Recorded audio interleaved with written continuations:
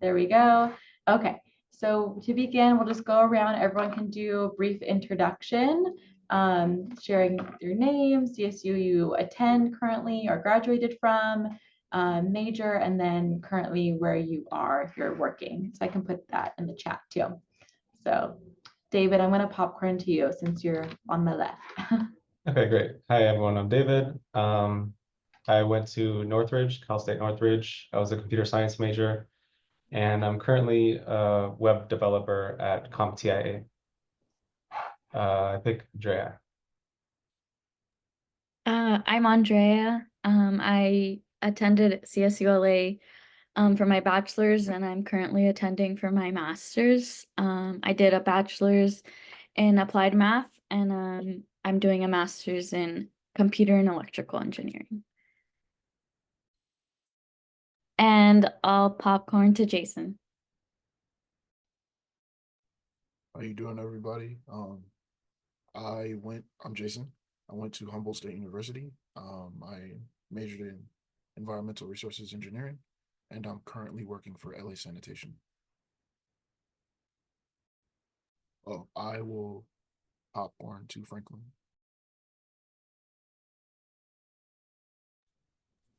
Hey, hello everyone. My name is Franklin Cortez.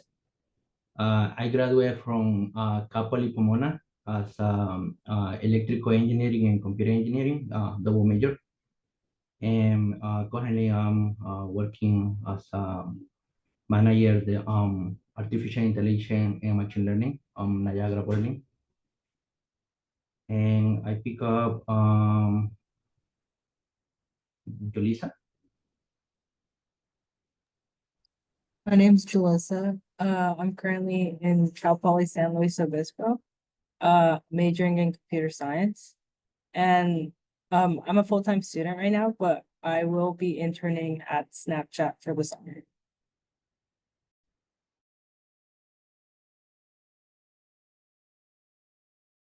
All right, maybe I'll popcorn to Jennifer. awesome. Hi everyone, my name is Jennifer, and sorry for dipping in and out. I've been having technical issues, so I'm on my phone now. But I graduated from Cal Poly Pomona in 2020 with my degree in civil engineering, and I currently work as a life and career coach for myself and both for the College of Engineering at Cal Poly. I think we just need to hear from Hannah, and I think that might be it. Hi, everybody. My name's Hannah. I graduated from Cal State Long Beach last May. I'm currently working on my master's degree at UCLA, and I'm a student engineer at LA Sanitation. Awesome. Very cool. Do you and Jason cross paths? No, we haven't, but I wanted to talk to you at the last panel, but I didn't get the chance. There you go. Very cool. Okay, great. Thank you all so much again for being here. We really are excited for you to share your CSU experience and for other STEMies to hear that as well. We can go ahead and get started with the questions. Jalissa, I'm going to call on you since I know you have to leave a little bit early. So maybe you can be the first one to answer this question. Just sharing what your CSU experience has been like so far. I know you're in your final year there.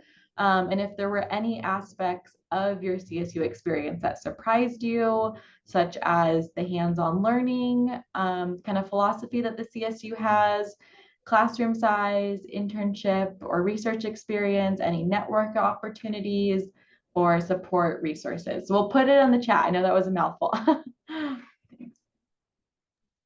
Yeah. I guess for me, the experience has been going good. This is my second year here and my final year here. And I guess I feel like you get what you put, and like I personally like putting myself out there, even though I'm like more of a reserved person. I wanted to be more involved in my school, which kind of helps you get situated. And like right now I'm working at the transfer center. So like I've been connected with a lot of transfers, and I think that's helped me with like community and stuff like that. And as for like the hands-on learning, there's a lot of it when it comes to CSUs. I think I already knew that coming into Cal Poly, especially since their motto is learn by doing. And which is why I wanted to come to Cal Poly. And it was my number one choice. Classroom sizes are great. I find that it's usually like 25 to 30 people.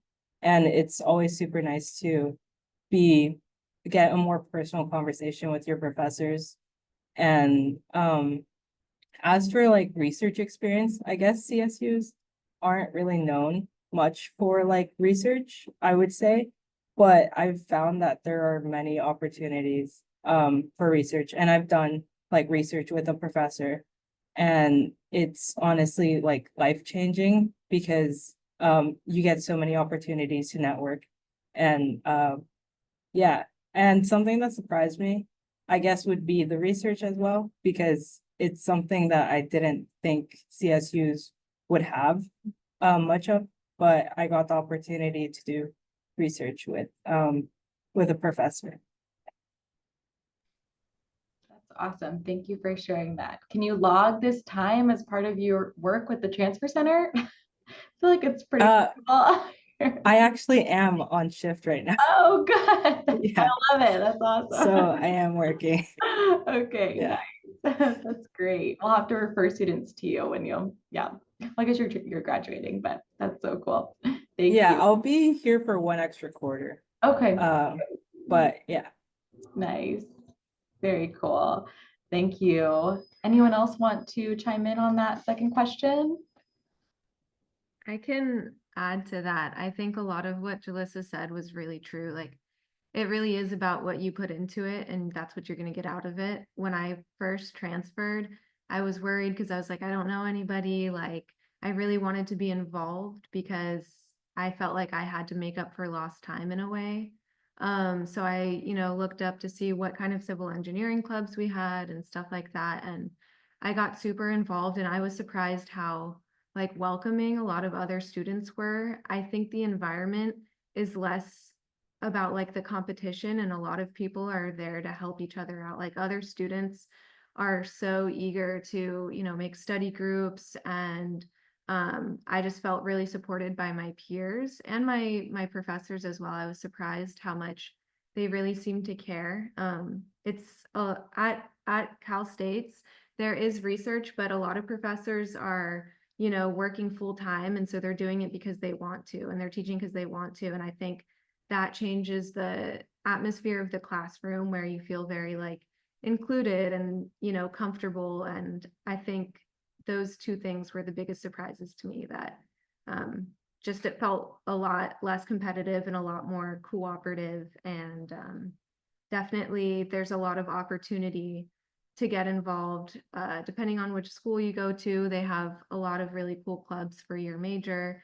So I would definitely look into that and see how you can get involved right off the bat, because that'll definitely make a difference on like, your resume and stuff like that too. So, but I agree. You get out of it what you put into it. That's great advice. Thank you for that, Hannah. Yeah, I feel like, and Debbie, and one of our other STEM counselors, is here. And I think a lot of students come into counseling appointments, right? And they are worried about like going to a CSU, and we have to tell them, at the end of the day, you could be in a job working next to someone doing the same position, and they went to a UC or a private school or a CSU.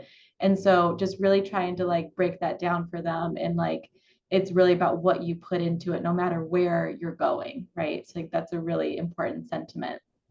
Awesome. Thank you, Hannah. Anyone else want to share what maybe hasn't been said on that second question? Yeah, I can share.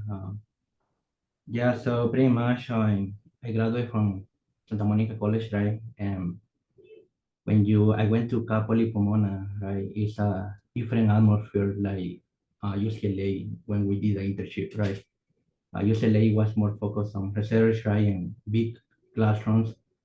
But when you go to Castellay, it's around 30 to 40 people around there, right? And it's more in the pretty much utilizing the tools that you can use. Pretty much it's more hands, where pretty much they give a lot of labs where you can practice, and that's, I feel that is very useful. And also one recommendation that I would say when you go to a castle, or any castle, right, is that look for any pretty much outside things that you can do. Not only focus on your classes and not focus only on pretty much getting good grades, right? That's important. But one of the most important is doing internships, looking for as outside things that you can do, right? Do your own projects. Also, there is a lot of teams, right, that you can join. How they call it? Robotics. It's not robotics team, but pretty much there is many little teams that school they provide to you for engineering, right? So you should join those because you can do networking, right?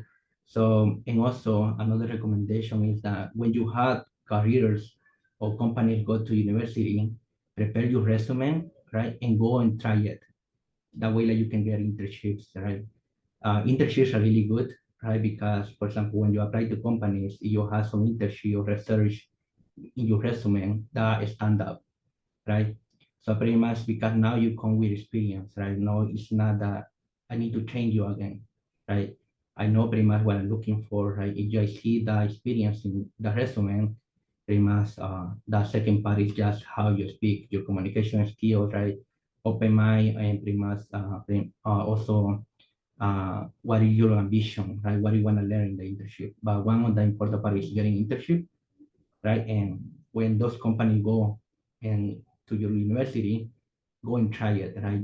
And also not only that, but you can learn from those people. Those people that are already professional, right? There is a lot of managers from different companies that they go to those careers, right? So that way, how they interact, right? How they speak. So that is going to change, right? The way how you communicate and you sell yourself, right? When you're looking for a job. So I would say that it doesn't matter, to be honest, at the end of the day, which university you go, right? At the end of the day, you want to find a job, right? But you have to have a strong resume, right? That is standard, right? So pretty much when you look for a job, right? So you have to see pretty much, being asked one question that I asked to when I interview people is like, why should I hire you instead of others? Right. So, but when I see the resume, right, there is something that stands out most that I don't see in other pretty much people that are applying to jobs. So, internship is good, research is good, getting good grades is good, right? But pretty much you have to balance between that. I would say go for internship, right? That's the experience that pretty much you can utilize in any other company. That's great, Franklin. Thank you for that. And since you've been on that side of the hiring process, it sounds like where you've interviewed folks and you've reviewed resumes, one question we get from students is like, am I at an advantage if I go to a CSU or a UC or a private school versus a UC? What would you say to that? No, there is no advantage, right? Like say, right, the resume is the one that we want to speak for you, right? Right now, I have 10 people reporting to me, engineers, level 1, level 2, seniors, and I have 1 people from MIT, right? So, and also I have for a lot of people from Cal State. So it doesn't matter which university you go. Pretty much what I recommend is do internship, research, and get you good grades, right? But pretty much experience is really important. Great, thank you. Can I add a sub question to this question? Of course. Just because I like to, mess things up. So for all of you so we talked a little bit about what were some things that surprised you, but when you were here at SMC, you had the STEM program, right? And you found your support systems, you found your community. What was a similar thing that helped you at your CSU? Was there something comparable, or where did you find your support when you went there? Like, what's a resource you could point students towards and say this was awesome at CSU because it replicated the support system I had? I can answer this one really fast. Actually, that was, I think, the biggest change from Santa Monica to like the Cal State system was that it was more of a you have to do your own outreach, whereas like it felt like the STEM program and like STEM support there was kind of looking for us and trying to help us get through this pipeline. And so when you get to CSU, you kind of are there already. So you have to go out and sort of look for support if you need it.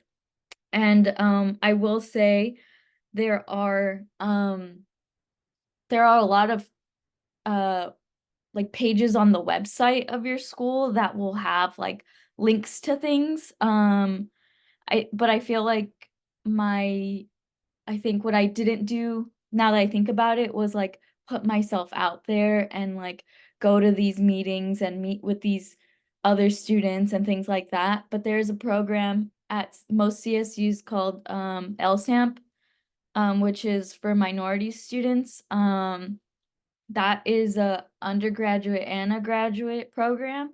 So I didn't participate early on in my undergrad, but later at the end of my undergrad, they help with like financial support, tutoring, things like that.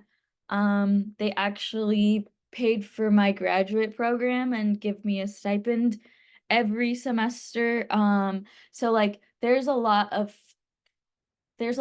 things out there, and there's like for anything. But you really have to like go out of your way to sort of look for it. It's not really like STEM where they announce it or put it out there easily to find. And I know, and a lot of ways you could do that is by connecting with your professors. So I had one professor specifically in my math undergrad where she was a female professor, so it kind of felt a little bit more approachable for me. And so I kind of connected with her and I took multiple courses with her, and she sort of like announced things in class or posted things on Canvas. So I kind of linking back to the first question, like you've got to like network and you've got to talk to people and find resources because there's a lot out there. But LSAMP I know is a CSU wide program. Most CSUs have an LSAMP program. So that was sort of similar to STEM in the ways that they have like resources, tutoring, things like that. But yeah. I do want to add, I used to go to class early, and a lot of like groups and different like outlets would come to the class early to like write their information on the board. And at that opportunity, that was the opportunity to kind of like pounce at the opportunity itself to like talk to someone who was actively participating in a lot of these activities and stuff like that. So if you can, I know it's kind of hard to jump from class to class and be there early, but most of the time people network or what's the word, advertise their programs at the beginning of class. You get what I'm saying? So that was my experience. Yeah, I also want to add to what Andrea said about connecting with your professors. Most of the programs that I utilized were explained to me during class by a professor and or office hours. There was one professor that I connected with because I was just always in his office hours trying to understand the material as best I could. And him seeing that effort, he kind of like brought me under his wing, offered research opportunities, offered experiential learning opportunities, and shared about the engineering leadership program that was available at the College of Engineering, where if you do that program, you graduate with like an extra seal on your degree. And that's actually the program that I work for now at Cal Poly as a coach, coaching other students going through that same leadership program. So truly connecting with your professors opens up so many opportunities. And I know this is kind of part of the next question, but I didn't originally consider Cal State a Cal State school when I was applying in high school. I had like a very high GPA, and most of my college counselors were encouraging me to apply to like Ivy Leagues and UCs. And I didn't consider CSUs until I went to SMC and then was transferring. And I really am so grateful to the SMC counselors that opened my eyes to Cal States, and they offered so many learning opportunities that really built my resume before I even got a job. My classes were very much that learn by doing, experience. And so, yeah, the program that I utilized was the engineering leadership program at Cal Poly Pomona, and they're growing it every year. And they also have a program called the Maximizing Engineering Potential program, the MEP program. That one I did not join, but from all the friends that I had, they utilize that program and they speak very highly of it. And it's very similar to SMC's STEM program.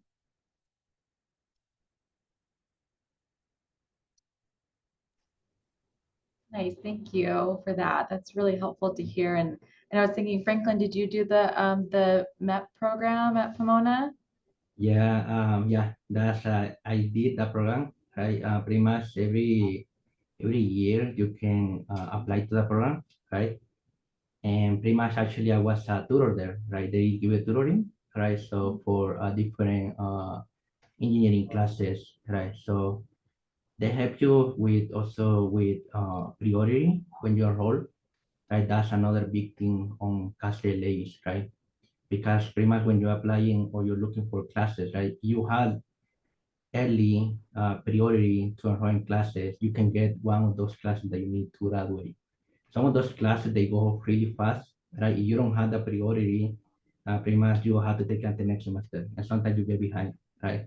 So for example, in the university, Capoli Pomona, right, there is one class that they offer only one time a year, right? You don't take that class, you have to wait until next year, right? Which will make you to pretty much a lot of delays and also like you graduate until pretty much you finish that class. So I recommend, right? Another thing is that join those programs, right? Many of those programs they give you a little advantage, right? For example, priority, they help you with tutoring, like also like pretty much they give you like sometimes a little bit of money, like for example for classes, or they have some books that they can borrow to you, right? And another thing that when I was doing university, right? Try to do network with your classmates, right? I'm pretty sure that they're going to help you. Now need to study, right? It's very helpful when you study with other people for those exams that you come to. But also that pretty much some of those people they already took those classes, so you can get those same books, right? So you don't have to pay for those books. But sometimes there is PDF that you can utilize it, right? So most of the time, right? So you do networking with your teams, right? Those classmates, right? You can get those books, right? They can borrow to you, they can sell it, and it's more cheaper, right? So you can save some money. So there is a lot of things that you need to pretty much, so much you go to university, right? Try to explore what is the different programs, different things that are outside, right? And spend some time doing those too, right? It's pretty much it's combination classes, doing other stuff, right? And pretty much it's for me, I would say that it was good to go to Capoli Pomona, right? And similar to what was the person they said that it was Jennifer, right? That wanna go to a university, UC, right? Similar to me, I was with the ambition to go to UC, and similar, I was accepted to UC San Diego. But at some point, I had to think about it, how much money do I have, or how much money do I need to borrow from university, right? So at that point, I pretty much I decided to go to a cash state because it's a little more cheaper, right? I don't have to get too many loans, and also there is some help there, like so pretty much it's not too much money that you have to loan, right? When you finish school, right, there is a lot of money that you own, right? So I was trying to avoid that, right? That's why I went to some cash states. But you can afford it to go use it, or you got some scholarships, I would say just go for it too, right? There is a lot of good UCs, universities that they give a big opportunities too. Yeah, thank you, Franklin. And for the STEM SMC students who are in this, we do have the SMC scholarship. The deadline is December 31st. So a little plug for that. Always apply. Thank you all for that feedback. That was really, really informative. David, did you want to add anything onto that that maybe wasn't covered? Sure. I mean, I think people covered most of the things, but I guess kind of tying into both of those questions, when I transferred, I did have to do a lot of outreach, and I cold emailed a professor who was doing some research that I liked, and I got to get involved in some really cool research from someone who went to Caltech and was a professor there. So that was really exciting for me in a really like niche field, computational biology, which is something I really didn't think I would be able to touch at a Cal State. And also before that, I didn't really have a community and like at all. And I went to commuter school, CSUN, so it was really hard to make friends there. And I pretty much got to join this lab, and it was like, 5 to 15 people at a time. It was a lot like STEM, to be honest, except even more like close knit. So I think that was really my community at the end. And I still keep in touch with that professor, and gave me a lot of great stuff on my resume. I didn't do any internships, but I did have a couple research projects, which helped me a lot get my first job. That's awesome. Thank you for sharing that. And we have our next question is in regards to diversity and inclusion as it relates to your experience at the CSU. So if you can recall, I think some of you mentioned connecting with faculty being a really important component of your experience. So did those faculty, create a sense of belonging in the classroom? Were there, people already mentioned, programs that they joined? Were there other things that maybe made you feel included or represented if they had guest speakers come to campus and show that representation? And then, did you experience any imposter syndrome in certain spaces as well? I know the CSU goes all the way from Humboldt, where you attended, Jason, all the way to San Diego, and California can be very different. So if you want to share, your experience with that, if anyone wants to chime in. I'd be down to chime in real quick. Yeah. So I just want to give context. Humboldt State is real, or the area in which Humboldt State is immersed is extremely different from Southern California. I went to school that was neighboring to sundown towns. If you don't know what sundown towns are, it's an area in which the police kind of stop caring after the sun goes down and mayhem can break out. I went to a predominantly white school, and it was Hispanic serving, so I didn't see a lot of representation. I'm gonna jump around. So the last question, did I experience imposter syndrome? Completely. I remember bold-faced like telling people that I don't really feel like I'm supposed to be here because my entrance didn't mesh well with the community in which I was in. What ended up making me feel included was being bold. And I do want to say this, you deserve to take up space anywhere you go. So don't forget that, and don't be, it's not that I'm advising you not to be timid. Some people are just naturally timid, but finding your way to not be timid in certain spaces is a really big skill that I've developed. I felt most included once I opened my mouth in the presence of somebody who cared, and they heard me saying that I didn't feel like my interest meshed, and it was my teacher. Um, she ended up giving me internships. She didn't give them to me in her words. I earned them. But we definitely built a rapport based on her hearing my sentiment and her feeling um similar feelings when she was in undergrad and grad. Uh, we got really close. I keep in touch with her to this day. Um, Representation, like I said, wasn't really that big of a thing. I think I could count on two hands how many Black students were in the room, or in the rooms in which the engineering building was housed. In my graduating class, there were two of us, of a graduating class of like 50, maybe, I think it was. Um, I did, as part of my internship with that teacher that I mentioned, I actually got to see the numbers because we were analyzing um lesson plans and how effective they were. So it really was something like less than 1% with respect to the school or engineering department I was in. Um, I didn't start seeing someone that looked like me until I had a teacher from Ethiopia come and start teaching in the department. And he made an extremely huge impact in my life because he introduced me to NSBE. NSBE was the National Society of Black Engineers, and that's in turn how I got my job. I had never been in a a group or I don't know what the word is for right now, so I'm trying to keep it short. But he encouraged us to start NSB at the school. We didn't have the numbers, so we reached out to other departments that were STEM based. We rushed to get certified, and uh, it opened us the opportunity to go to a conference. Went to the conference, and I kind of went crazy. I like went to every booth I could go to. I networked with people that probably didn't even work at the facilities that I was trying to talk to, or like just everybody, and everybody was treated like they mattered. Um, and by the time I walked out of the conference the second day, I was told that I would have a job. So it's showing up for yourself and kind of making it known that you're here and ready to go. And like, despite whatever you face, is a very important thing.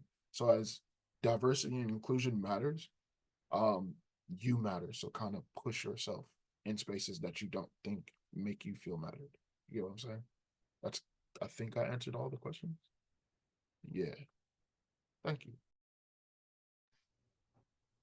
Thank you, Jason, for sharing your experience. And I'm so glad that you did find those supports there and that you know, stuck with it too and took up those spaces. Absolutely. That's a really inspiring story to hear. So, and I'm curious, I know that Humboldt has now become a polytechnic, one of the CSU polytechnic schools. So I'm curious, you know, how they have tried to maybe hopefully increase, right, the students that are coming through and having that representation. So The last I checked, it's not to like pit anyone against each other, but it's more being they're serving native people because natives okay. are like like the largest demographic in that area Mm, outside of like the Caucasian like demographic. So they're mhm. pushing more native studies, especially because Humboldt is really good at working with the surrounding area, and it's a lot of reservations. Okay. So they do a lot of collaboration. All of the firms that are in Humboldt, uh, Caltrans, GHD, there's a lot of small time firms that work hand in hand with the reservations that are in the surrounding areas, and they have their own engineers. So it's a lot of collaboration between the two, and they're endorsing that type of pathway. I'm sure that they have increased their numbers with respect to other diversities. I'm Mhm. planning on going back. I go back every now and then. Oh, nice. Yeah, I love it up there. Even though it was a sundown town and it was kind of tricky at times, it's an amazing place. Beautiful. If Yeah. you can find comfort in an uncomfortable place, it is one of the most beautiful places that I've been in my life. I personally would suggest people go if you're going the environmental route, because the school name rings bells all across the western coastline. Mhm. Thank Yeah. you. And I will And say thank you that for that's something CSUs actually do really well. They work really closely with their respective neighborhoods, right? So they always give priority to their areas first when it comes to admissions specifically.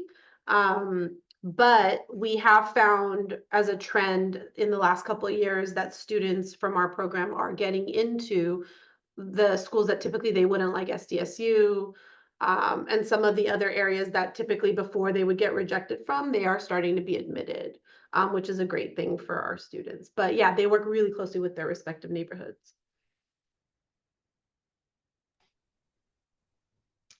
Anyone else want to share on that question? And joining professional organizations is huge, especially as an undergraduate. You know, I think that's a really great message for a lot of students to consider. There's so many conference opportunities and professional orgs to take advantage of. So I'm really glad you did that, Jason.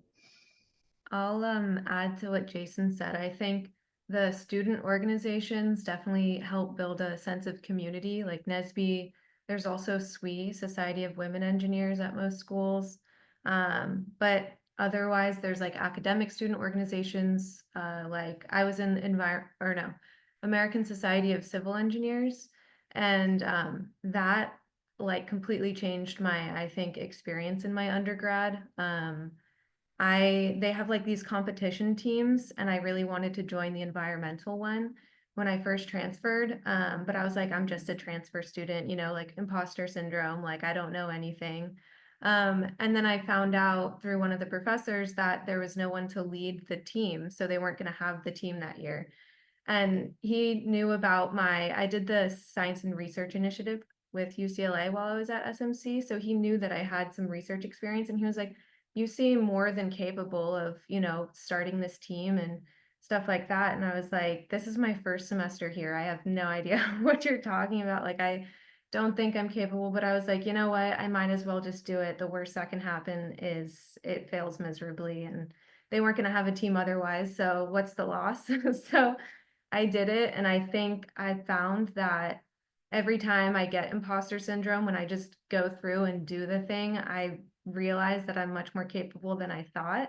And it helps me kind of get over my imposter syndrome. But I think it also, like, to go back to the question, I think at CSUs, they do a really good job of making an environment of inclusion, and the professors want everyone to be involved in as many things as they can, and there's no like you can't be involved. Like, I know at some of the UCs, or I'm at UCLA right now, and I've seen with like their ASCE chapter, you have to like interview to be part of the student org and to be on the teams and stuff like that, whereas at Long Beach it wasn't like that. It was, we welcome everybody's welcome to join, and it's a great way to get hands-on experience.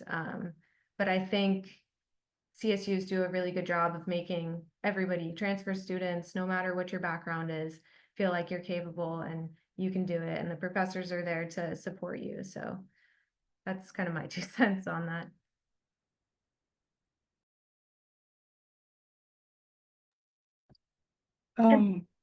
Oh, sorry, Jennifer. You Okay, thanks. Like I had shared before, when I was in high school, I was really being guided by college counselors to really only consider privates or UCs.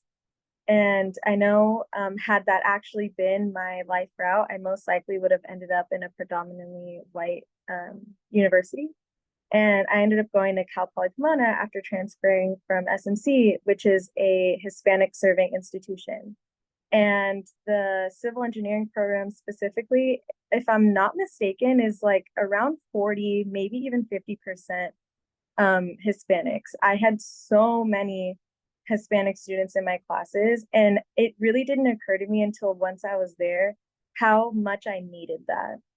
And how important it was to my experience as a student, not only being surrounded by students like myself, but also learning from professors that were people of color. When that is your everyday environment, I think imposter syndrome stays further away. And I look back and I'm so grateful that I ended up there. And that wasn't even something that I had looked into or considered. It was just once I was there, I realized the impact that it made. And that's something that I tell my younger cousins that are currently looking to transfer soon to consider. I think I had always considered like the prestige of a school and didn't really think about the values that I needed that make me feel more whole and make me feel, healthier, more included. And that's very important to think about because this will be the next few years of your life. And when you feel, empowered while you're learning, that creates results for you in your career that are like long lasting. So I'm very grateful to have gone to Cal Poly, have it be a Hispanic serving institution, and the civil engineering program having so many students like myself. As for me, I would say like as a Latina woman and majoring in computer science, I feel imposter syndrome like in all my classes. Cal Poly SLO is predominantly white and it's like known to be predominantly white.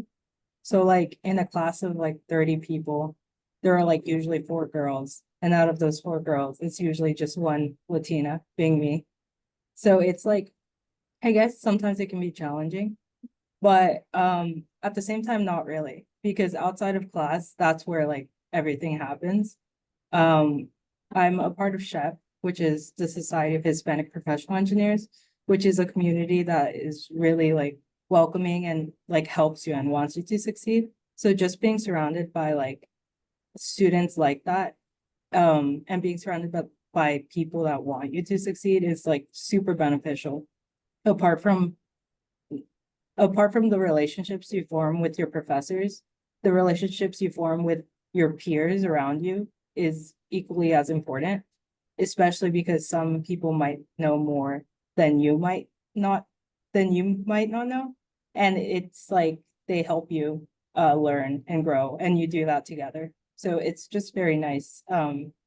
But as for like, even though I'm usually just the one and only like outlier in the class, I still feel like the faculty create a sense of belonging. And my first quarter here in Cal Poly SLO, in my first class, my professor was very welcoming. He was a transfer student himself, and he like provided as many resources to me as he had.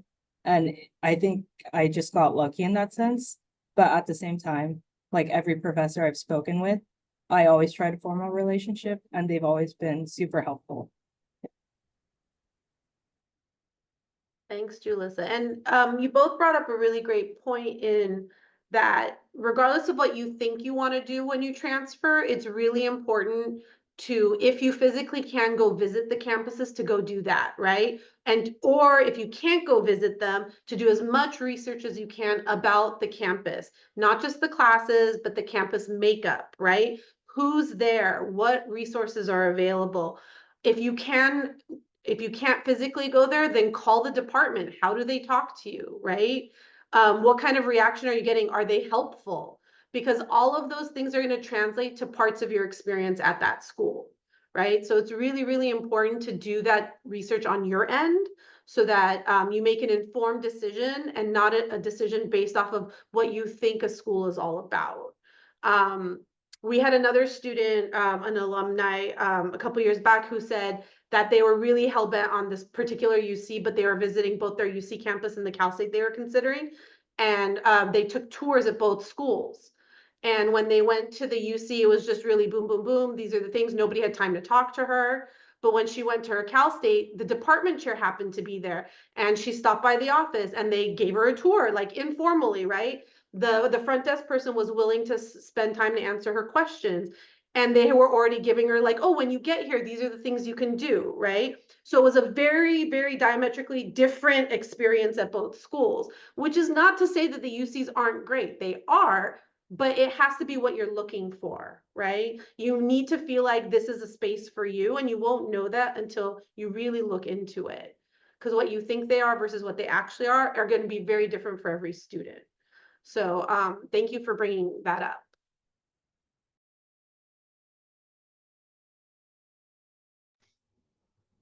Anyone else want to chime in on that question before we move on? Maybe Andrea. I do want to add one more thing. Yeah. Be forgiving to people who can't put themselves in your shoes. I think a lot of times we get like hell bent on not having similar experiences, and sometimes that diversity in itself can make things easier for you because you learn how to operate in situations that you either haven't been in or aren't comfortable in, because you kind of get a glimpse into the mindsets of people who are not like you. I think that helped me a lot. I can kind of talk a little bit about just some diversity that I found. At least in my classes, I didn't really find many like Asian Americans. So one thing that I found a lot at Cal States is that there's a lot of, at least Northridge, there's a lot of like cultural clubs. So I got to join like this cultural club around like drumming, but it was like Japanese drumming, which was really cool. And that was something I've always wanted to do, but I've never been into it. And I got to like connect with, I used to, like, it was like a hub for these, like a diverse hub. And it wasn't just like these computer science majors who were just like in and out, not really trying to talk to each other. So that was a big, that really helped me out my first year. I think beyond that, I did have trouble like feeling like I belonged in the classrooms, just because a lot of the people seemed to know each other from the classes beforehand. And I found that really, at least on my end, it was hard to butt into those like friend groups and stuff. But like everyone said, just keep putting yourself out there, and then it wasn't really an issue later on.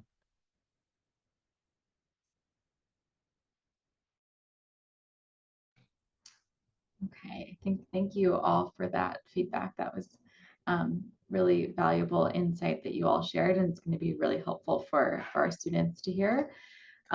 So we can go on to the next question. So as amazing and wonderful STEMmies who have successfully transferred and are continuing on your journey, you know, looking back, you remember applying, right? And it being hopefully not too stressful, but you know, thinking about all your options. And if you could give a piece of advice to a student who is maybe considering applying to a CSU, or maybe thinking, no, I'm not going to apply, what advice would you give to them?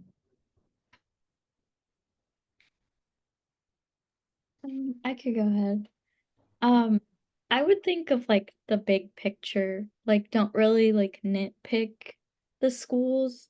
I would think like financially what makes sense, like location, maybe like look on the website, like Vanan said, if you can visit the school. You know, for me it was I could have gone to, you know, Santa Cruz, I could have gone to Cal State LA.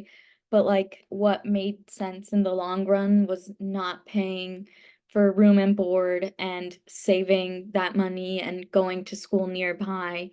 And so I wouldn't really look at it as a CSU versus a UC. I would look at it as what benefits you and what will work out for you in the long run. Like at the end, all these professors kind of all go to the same schools and they teach the same things, and you're going to get an education out of either school, but you want to think of like what makes sense financially, what makes sense, you know, like I'm gonna, you know, I had a 13-mile commute every day one way and 13 miles back, and that was so draining. Like I spent 2 hours on the freeway in the morning and 2 hours in the afternoon. And so that's like you have to think about those things, like what's going to affect you day to day. And I mean, whether it be a CSU or a, you know, a UC, a lot of it is like a financial thing. So look at what's going to support you and what there is there for you as, you know, as the person who's going to be there. Don't really look at it as like these two different types of schools. And then, you know, like I didn't think I was going to do grad school after I did undergrad. So you kind of like just you pick a school and you kind of do it all over again. Same thing with like SMC, like you know, you got there and then you started school and you kind of, you know, figured your own way. And that's kind of what you have to do now is like figure your own way. Each school will or each choice will present good options, and it's just what you make of it. So kind of like just look into it. Don't really make it like a CSU, you know, UC kind of thing. I think just think about what will benefit you, and you can make anything out of it either way.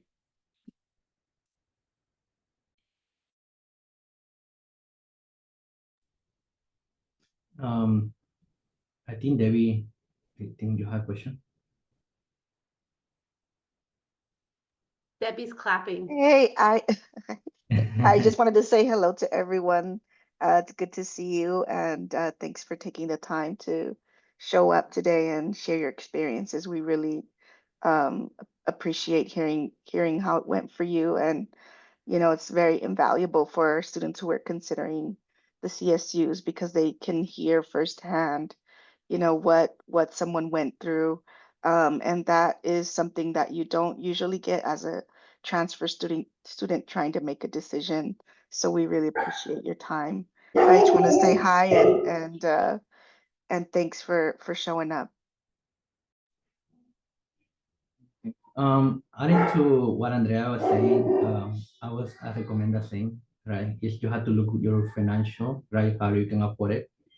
And not only that, but Andrea had another point that it was struggling for me, right? I was living in Los Angeles and driving to Los Angeles to Pomona, it was like 1 hour, right? Around 13, 20 miles, right? When it's a lot of traffic. And pretty much after you finish school, you have to go study. And after that, you have to drive, right? Pretty much you're killing yourself, right? Pretty much you cannot do well at school because you're tired, right? Already just driving. So that was pretty much a big pain the first year.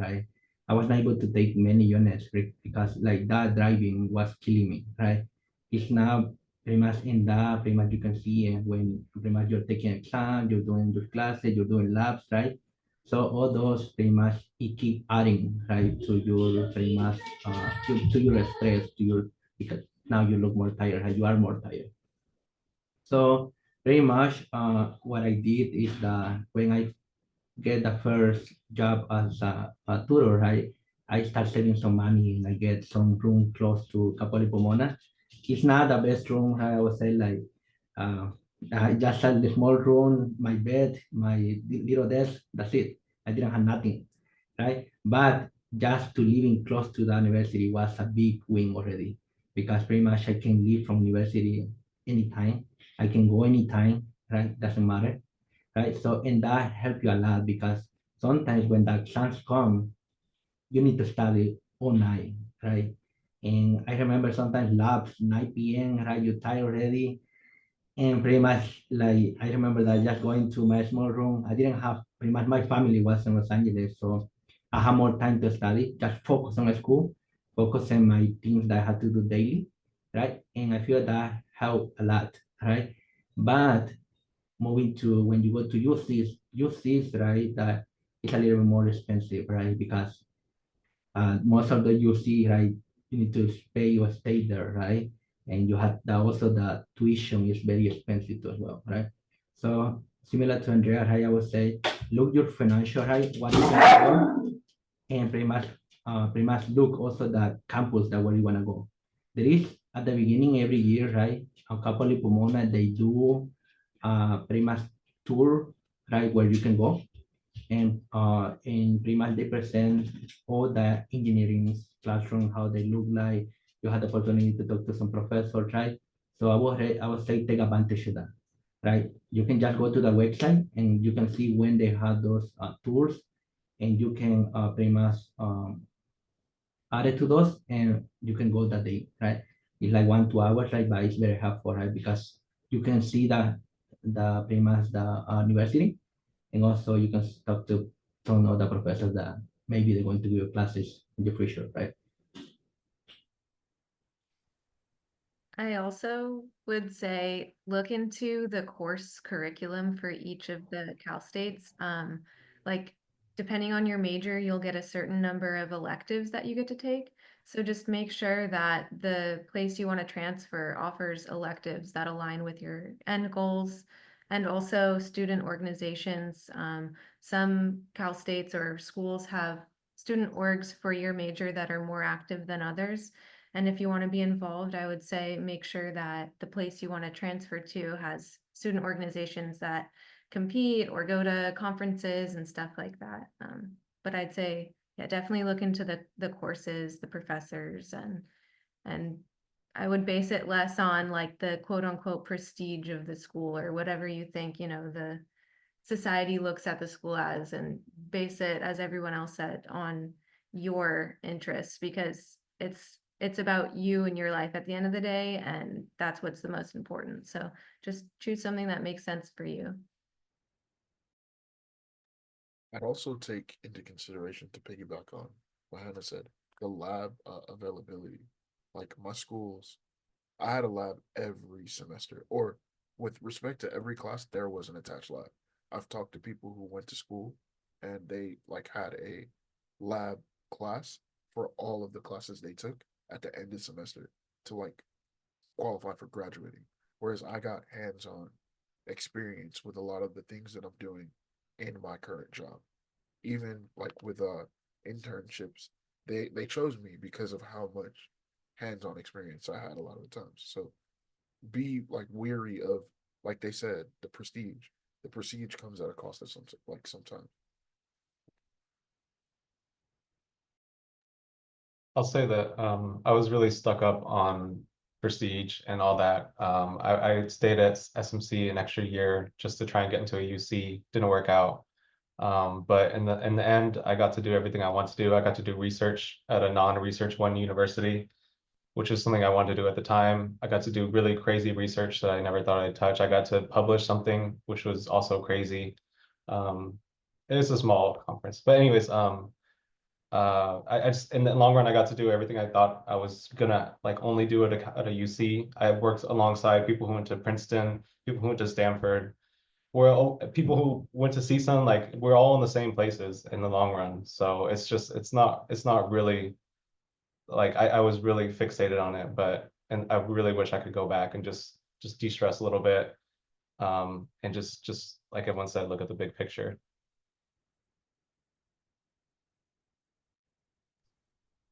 Yeah, that's such a great point, David. And I think this intention of this panel is to help students to de-stress and take some of the pressure off, because as you have experienced, right, like you have this idea of what you're wanting, and then maybe you're closed off to the possibility of a CSU. And like we talked about, you could be doing the same job as someone who went somewhere else, right?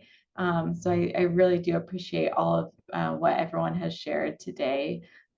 We can go ahead and open it up to any questions that folks have. And if there's anything that you think maybe we didn't cover, panelists, that maybe you want to make sure to say, please feel free to. So if you have anyone here who has specific questions, let's see, it looks like we have a question from Michael. Did you have to retake any of your classes when you transferred? I heard from another SMC student who transferred to MIT. They had to retake some of their classes when they transferred. Also, did you move closer to your college you transferred to, or did you continue to drive or commute there? I didn't have to retake any classes. I think SMC's really, sometimes people have to retake their math classes. I know for like linear and differential equations, some community colleges offer them together in one semester. And when you do that, a lot of times they're not transferable, but SMC offers them in 2 separate semesters. So I've never heard of anyone having issues having to retake those. If you take maybe some like upper division classes, like I don't know, like deformable bodies or something, or statics, if that's offered at SMC, maybe you'd have to retake those, but you can always go on assist and it'll tell you what you have to take there, I think. And I commuted to Long Beach every day. It was like a 45-minute drive just down the 405, which it sucked at first, but then you get used to it, honestly. You're just like, oh, whatever, it is what it is. But yeah. Yeah, and I've even actually experienced. sorry. Go ahead. No, go ahead. I was just gonna say, even if the class is not listed as articulated on assist, but we do offer the class, a student can take the course and make sure that they, keep all of their coursework that they've done in the class, and they can petition that class once they've transferred there by working with the department. So there still could be that possibility of having a transfer. Go ahead, Jason, sorry. I've actually heard of the opposite happening. My girlfriend took a physics class that covered both statics and a intro to engineering course that all of us had to take if we didn't take the physics class that she took. So I knew a couple people who had similar situations. So really though, like assist is your best friend, as well as Debbie. Debbie is also your best friend. I don't know if she's still here. Shout out Debbie.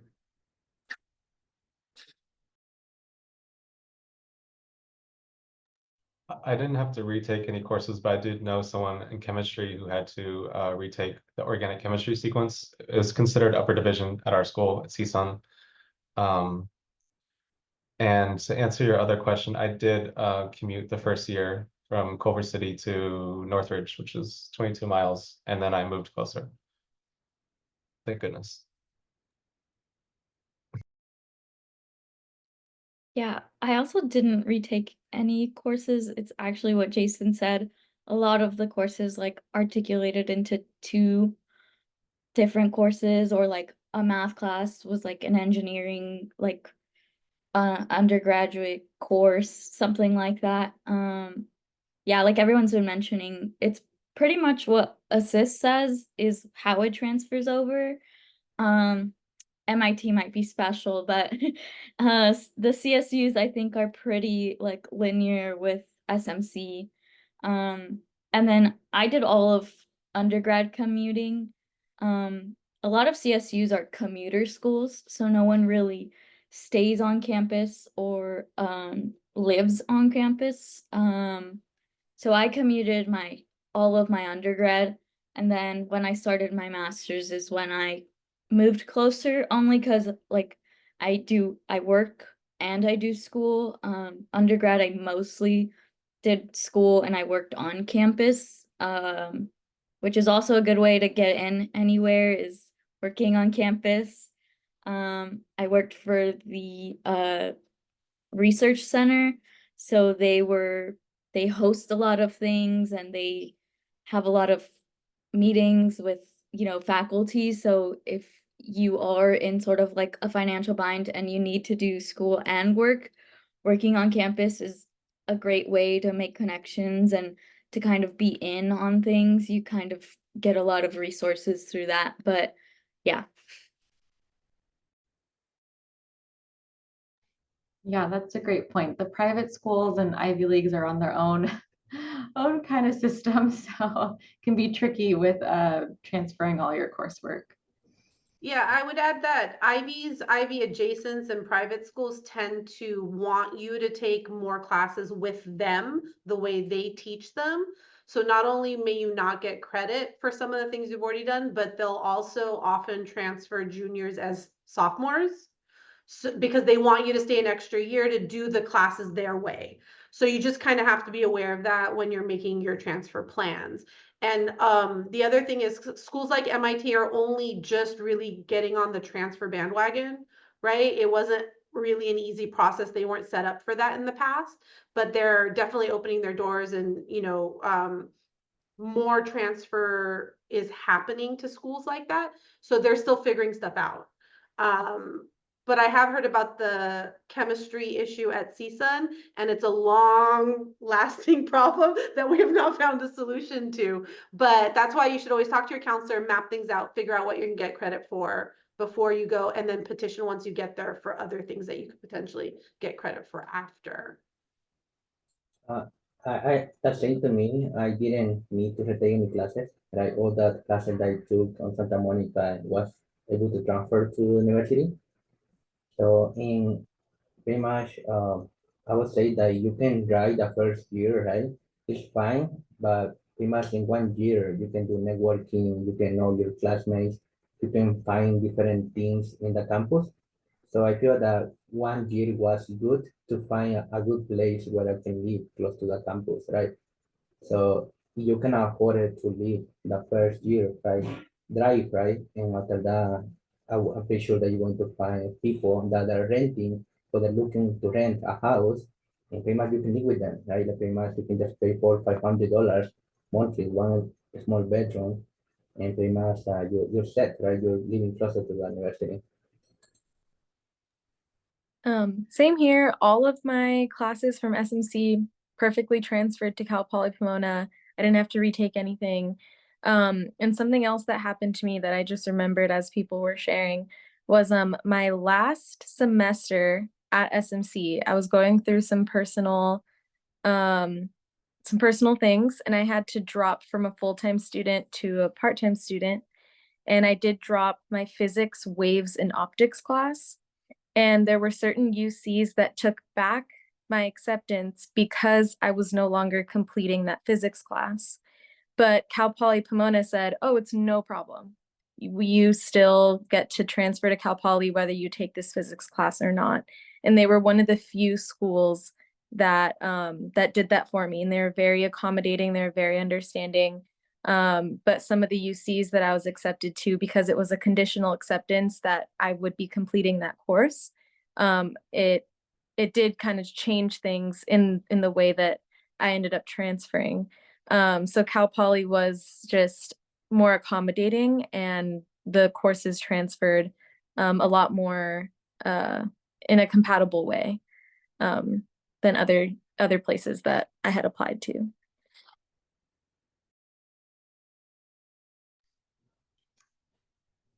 Okay, next question is, thank you all. How do CSUs assist with job placement or internships? I guess that'd be like getting connected to those as an undergrad, like a career services center, maybe job fairs. Cal Poly Pomona does 2 really big job fairs throughout the school year. They have a fall job fair where one day is just for engineering. So the entire job fair is just engineering companies. And then the second day is all majors. And then in the spring, there's a huge conference hosted by like an honor society, a civil engineering honor society, and there's a civil engineering only job fair in the spring. So those happen twice a year, and there were so many opportunities to connect with companies, and they usually send alumni, Cal Poly Pomona alumni. So those companies, like the people that represent the company, also graduated from Cal Poly, and they want Cal Poly students. That's how I actually got my first engineering job, from a career fair. And I didn't even have internship experience. And a majority of the people at my office were from Cal Poly Pomona. We had occasionally someone from SLO or UCLA, and everyone in the office would joke around and be like, "Oh, the one, like, you're not from Cal Poly." And that place was KPFF. It's a land development company in downtown LA. So they seem to recruit a lot of Cal Poly students, Cal Poly Pomona students. And so, yeah, that was very great resource that they had on campus. Long Beach does the same thing. They have like an engineering specific career fair in the spring, and then they have like a more general one in the fall, I believe. But student organizations also host career fairs. Last year, I helped ASCE host their career fair, and we were reaching out to different companies. I think we got like 20 of them, and they all paid like $600 to be there. So if they're putting this money in, they want to hire you. Like, they're looking at this as an investment. And we had so many students that walked away with internships and full-time positions. So definitely, I would say the CSUs are really good. And I'm at UCLA now, and they just had a fall career fair a couple weeks ago, and it was the same companies that were attending both. So it's not like just because you go to a CSU, you get cut off from whatever company. It's the same deal. So HSU was similar. We funnel students into Caltrans. So I think everybody I went to school with, except for like my girlfriend and like 2 of her friends, worked other places. They all funneled into Caltrans. And like it's not somewhere to like tilt your nose up, especially because it's HSU, it's like environmentally based. They pay really well um in comparison to the cost of living. The cost of living is like dirt cheap in Arcata and the surrounding areas, and they pay comparatively to like Los Angeles jobs, Bay Area jobs, so it's kind of a good bang for your buck. They do also have local firms who work in parallel with Caltrans and so on and so forth. So it's like they do the same thing. It's like a day where they dedicate it almost exclusively to engineers and so on and so forth. Again, we had a graduate program before it became a Cal Poly system. So a lot of the graduate students worked for the firms as like a parallel situation to their graduate program. So you leave undergraduate with a well-paying job, and then graduate and get a bonus or like a rate increase based on that situation. So I would look into similar things like everyone else is saying, how your school works with the community, and to tap into what Vanan was saying a lot of the CSUs do it really well. So I'd like to add that like they don't really assist you with internships or like job, but they show or provide opportunities for you to then apply yourself and apply, your study and, your personality to get these jobs. Like I like email. I don't know if Manan is still raving about checking your email anymore, but email. Excuse me, raving? But you get emailed left and right with, we have this opportunity, these people are coming to campus, there's this presentation, or there's a career fair here or even in the cities nearby. So CSULA, is near Pasadena, and Pasadena city has career fairs, and you'll get emails to your student email saying there's a career fair in Pasadena, or the Rose Bowl is hosting a career fair. So like they'll provide or they'll show you the opportunities for these things, but you really have to apply yourself. You really have to show up. You really have to make yourself stand out, and like you really have to just go to these things to get things out of it. Like I know my first year in undergrad, I was working on a CubeSat, and one of my students in the team was like really into it. They kept going. COVID happened, and then the CubeSat kind of, fizzled out, but they got, a good job right after graduation because they attend conferences or they attend all of these meetings with, uh LA Metro, or all of these companies that are hiring, you know people who have just graduated, or providing like internship possibilities before you graduate. So really put yourself out there, really read the email, really show up, because that's how you're going to get, that step ahead, because they're not going to do it for you. They are going to provide opportunities and show you some opportunities, but they won't do it for you. So that's like I think the biggest knock from going from SMC to a CSU was, I feel like SMC kind of held your hand, and a CSU will kind of give you the opportunities, and you've got to go for it. Absolutely. Thank you, Andrea. And our other panelists, it's all about what you put into it, right? I think that's a really true theme throughout this whole panel, and is really helpful for students to hear. So I know we're about 10 minutes before 6. I just wanted to thank you, panelists, for volunteering your time. I know it is really valuable and you have so much going on, and I cannot begin to tell you how much we appreciate it, and how necessary I think this is for students, and it could really help and change their directory, for the better, and take some of that pressure off with feeling like they have to go to a UC, where it's like, look at all the amazing things that you all have accomplished, and how you've been able to take advantage of your CSU experience. So thank you all so much. Yeah, and connect on LinkedIn with each other. I know Hannah and Jason, you're both at LA Sanitation. So yeah, okay, I'll stop recording. Thank you. Okay.